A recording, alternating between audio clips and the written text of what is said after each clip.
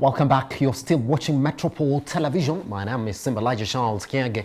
Find us online at Metropole TVKE across all your social media platforms. Let's move on into that last issue for the day. And we are talking about digital lenders in the country and respect of the finance. That is the CPK Amendment Bill 2021, which we're still waiting for it to turn into law. Now, the National Assembly Committee on Finance and National Planning now wants digital lenders who share borrowers' information in contravention of the Data Protection Act or the Consumer Protection Act stopped from operating. Now, the committee added a clause to the Central Bank Amendment Bill 2021, which now gives powers to the CBK to revoke the permits of digital lenders who breach the confidentiality of the personal information to pursue defaulting borrowers. This, according to the committee, will stop a trend where some lenders have in the past debt-shamed borrowers to recover loans.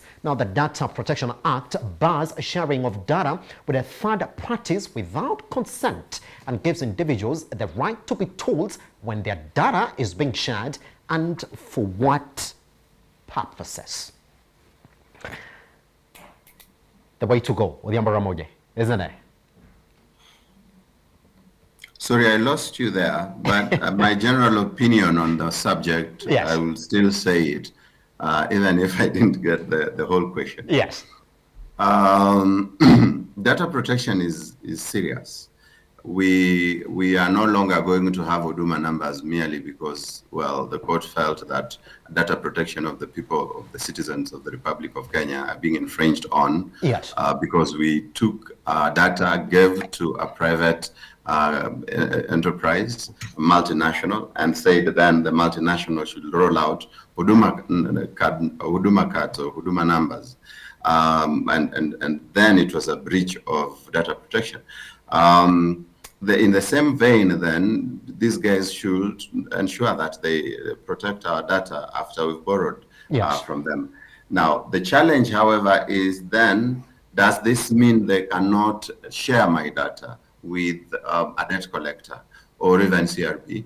Of course, the law allows them or recommends that they work with CRB, but even that one has been managed now. You can't just go listing people who borrowed 500 shillings on CRB. Yes. The second thing is, can they then engage a debt collector?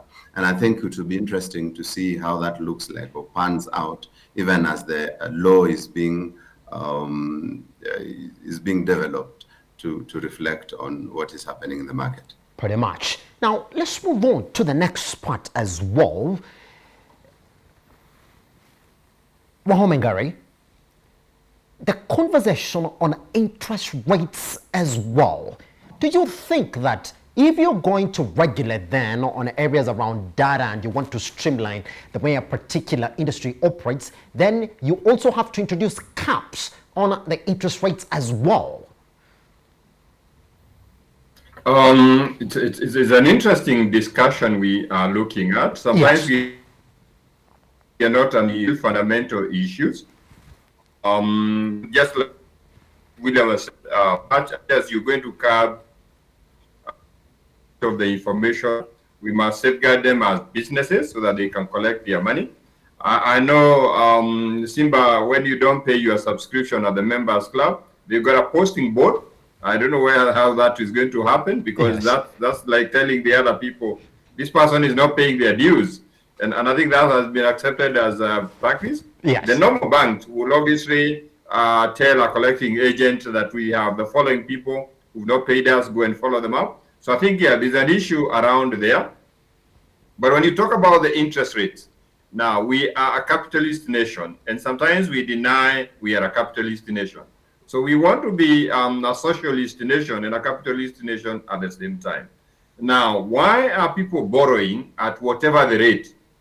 Because they've been squeezed. And a lot of this borrowing from micro-lenders is real consumer. It's just consumer credit. They just taking the money, paying the bills where they are hard up. And that's part of, because of how the economy is. But of course, the other thing that's very, very key is that as a capitalist state, it's buyer beware, give you a tempter. the person borrowing needs to understand the terms of what they are borrowing. But how many people have that ability? There must be a reason why countries like Australia, Singapore, Canada have actually cascaded financial education to the school level, so that people are more informed about those issues. So when I'm making a decision to Fuliza or to Tala or to Branch or whoever, I actually then understand what I'm doing. I think there's a whole big industry, a whole big group of people who do not have access to credit in the formal institutions.